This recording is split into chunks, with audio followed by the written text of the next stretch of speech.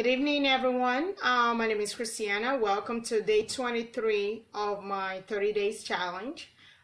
This is a call to unite everyone to join in the efforts to basically provide relief for those people that are affected by Hurricane Harvey. This campaign has been going on for the last 23 days. And what I do during this campaign is I come online every night and I put out some information on how people are helping or how we can help with the relief effort and the rebuilding effort of Houston, Texas. I know a lot of people are telling me that, okay, why are you still talking about Houston, Texas when we have all other hurricanes? All right, and all I have to tell them is that when I started this campaign was meant for Hurricane Harvey. I know we've had two other hurricanes after that, but the good thing is that most of the information that I'm putting out, right now dealing with Hurricane Harvey, is also applies to all the other hurricanes. The only thing that is different is just the locations of the affected areas of the hurricane or disaster. So everything can still be applied. So for those of you that are asking me that is the answer that I have for you. And also I have to remain focused. I have 7 more days left to finish with Hurricane Harvey, and if I want to continue with the other hurricanes, then I will let you know. And if there's something else that I have not put out that I want to put out for those specific hurricanes. All right, again, welcome to day 23 of my 30 days challenge. This is a great thing because I didn't even know I'm gonna last this long. I'll be honest with you, because when I was prompted to do this challenge, I was like, oh my goodness, God help me. And he has actually been helping me. And also, I know I cannot do it without all your support. For those of you that have been so faithful to view this video every night and to share the video, the information that I'm putting out, I really appreciate it. Thank you for everything, for your support and for your love as well.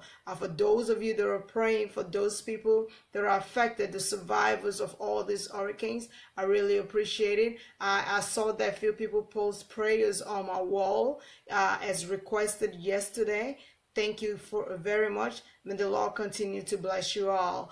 And as you continue to pray for these people as well. So tonight, I'm going to try and answer about 3 questions from the 31 vibe questions that I posted earlier last week. And the first questions that I'm going to answer tonight, hello Radiant, thank you for joining. The first questions that I'm going to answer tonight is question 3.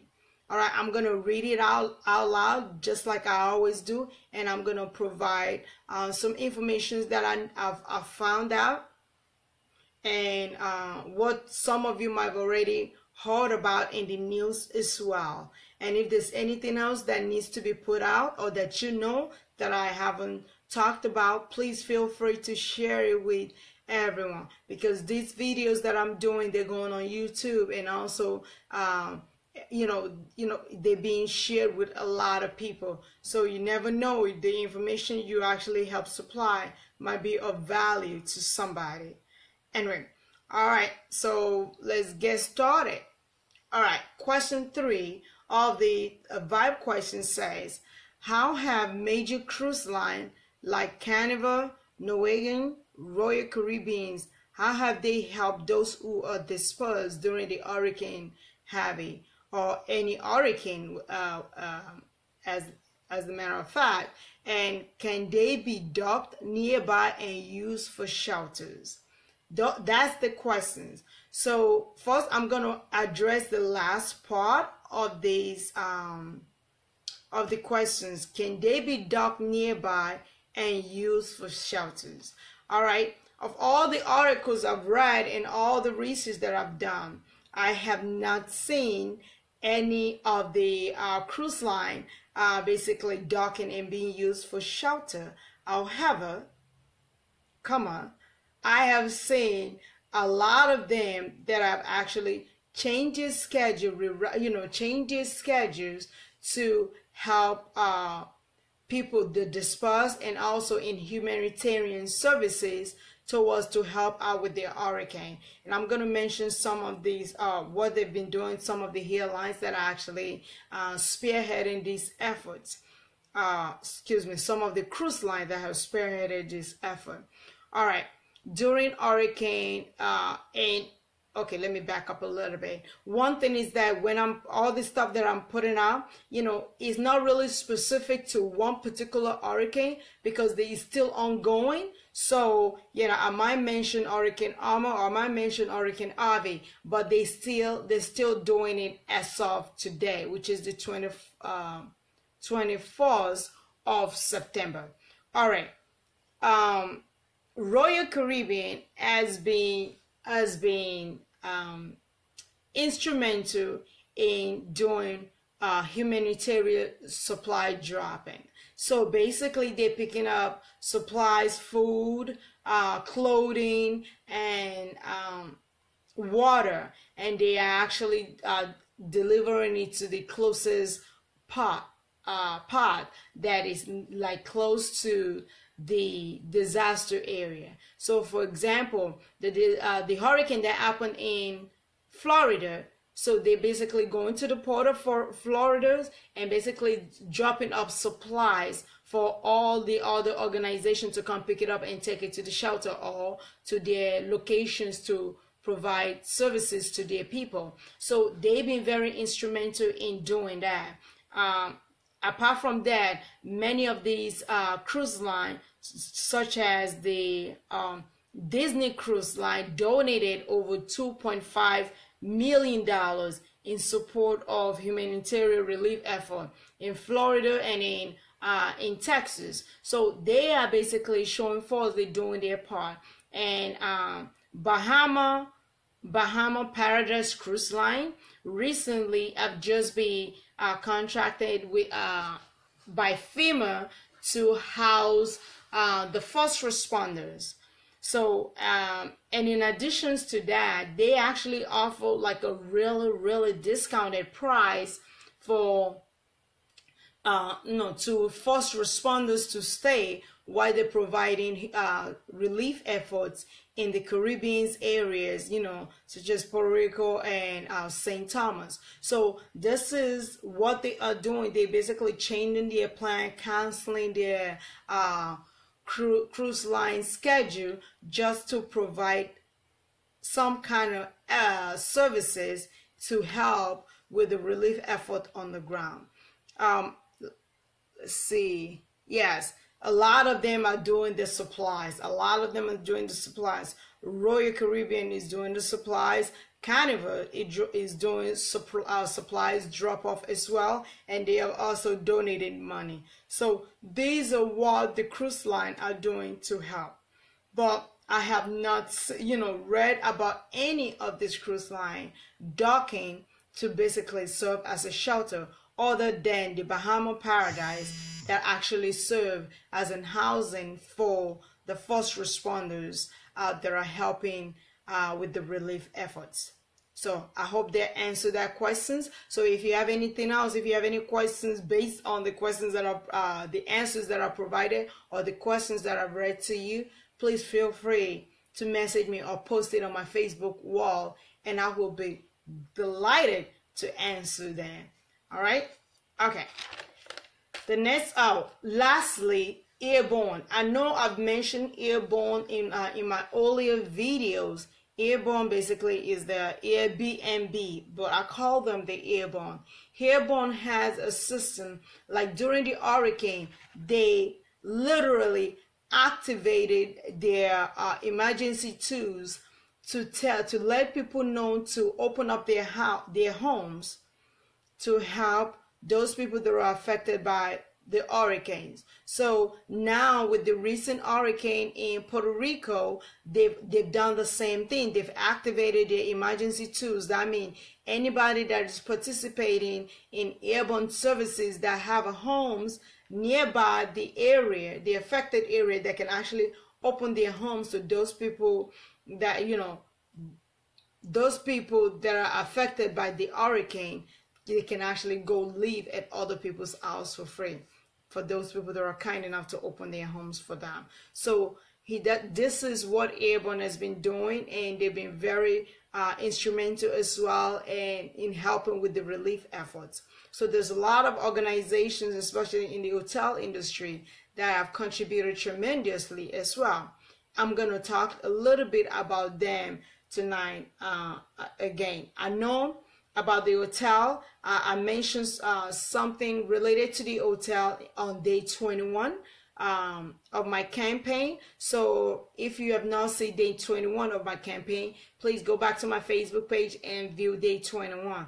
I talked about how FEMA housing program and what they were doing, the effort they were doing to help the people that are dispersed, that need a place to live, temporary place to live. All right, the next questions that I'm going to answer today is question 7. Actually, it's so funny because question 7 talks about accommodation as well, and it reads, which hotel chains in the surrounding area are offering space for flood victims? All right, like I said on day 21 video, a lot of hotels has actually come together to offer services. Some of the services are not free, I'm gonna let you know, but they have basically dropped their prices tremendously to accommodate people. So, and some of them are free for whoever want to stay up there, or are being paid by FEMA. So to find out more about all these hotels, you need to go to FEMAEVACHotels.com. It's FEMAEVAC hotel HOTELS.com. You will type in your zip code, or you choose your states, and it's gonna bring up listings of the hotel that are participating in this kind of programs to help the dispersed people or survivors of the hurricanes out there in all these different locations. So that is the answer to question 7. So which hotel chains? There's a lot of chains here, hotel chains. I mean, I'm talking from the luxurious type to the lowest level Motel 6 type. They were all there. You can take the time and go look at it and see all this listing of hotels. So if you know of anyone that needs these services, please, they need, just let them know or send them this video so they can actually go and visit this site and call the hotel. But another thing is that in order for you to use any of these services, you have to basically call the hotel location first to check on their availability. So before you even attempted to drive down there. That is question 7 of the campaign of the question listed by Vibes last week. Yes, last week Monday, I think. All right, now I'm gonna answer questions 14. Question 14 goes this way. It says, how will victims receive supplies that are flown or mailed to them by charities in other states? I've talked about what the cruise lines are doing. That is one way of receiving supplies. The cruise line are basically picking up supplies and they are transporting it to the nearest ports to be transported to the shelters. Another ways that are being used, that are still ongoing for the areas that are flooded, is the airdrops. They're doing airdrops like water. They're dropping water through using aircraft, helicopters and stuff like that. So they're doing airdrops to the shelter location, so people on the ground can actually go pick it up and basically provide services to those people that need them. They have military tactical vehicle on the ground in most of these locations in Houston, Texas. Yes, I know that. And what they're doing is basically helping with supply, helping with waters, especially, back and forth to the shelters. And also, they have people that have boats. Yeah, I don't know if you remember, during the initial hurricane in Texas, in Houston, Texas, there was a call for anyone that have a boat that want to volunteer and can help. All right, the purpose of these boats, many of the purposes of using this all these type of boats is that, one, for the rescue mission, and also to transport supply on top of the flooded water. So that is another way of getting supply from point A to point B where they are needed. So those are the avenues that are being used on the ground right now. Transportations, vehicle transportation is still limited, but it is getting better. So as the transportations on the road is getting better and the road is drying up, they are now using like van, trucks and stuff like that to transport supplies. But before all these are the avenue they're using: aircraft, ship docking, dropping off stuff, military tactic vehicles, and all that good stuff. So that is the answers to these questions. And a lot of people wonder, how am I going to get my supply? And I believe the same avenue that they're using right now is what they're going to continue to use in other hurricanes. So what happened in Puerto Rico yesterday, when they're ready to start picking up supplies and stuff like that, they will be using the same avenue. They will be using the cruise lines, the ship. They will be using boat. They will be using aircraft. They will be using military tactic vehicles, and they will be using light boats as well. So this is the avenue that they have, and it is working so far. So thank God for that. So if you have any other way of dropping supplies or moving supplies from point A to point B, please feel free to share it, and I will make sure I bring it up on one of my videos. All right, that is all I have for you today. And to round it up, I want to let you know that the help continues. We all still need to come together and help, because as we're helping people in Houston, Texas, now we're seeing that we have thousands of people in Florida that still need help. We have now thousands of people in Puerto Rico that are devastated and blacked out, and they still need our help.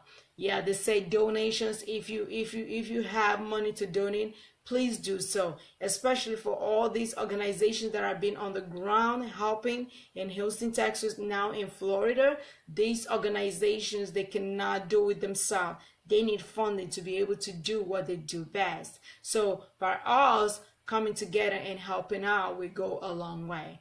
And especially at the shelters, if there's a way that you can get like really good canned goods, water to the shelters, that we always appreciate that effort as well. So this is a continuous thing. It's not a one-time thing. So please, this is a commitment to continue to help these people, because they really do need our help. Thank you again for your time, for joining me on day 23. I am excited, and I hope to see you tomorrow for day 24 of my 30 days challenge. Thank you, and God bless. Bye-bye.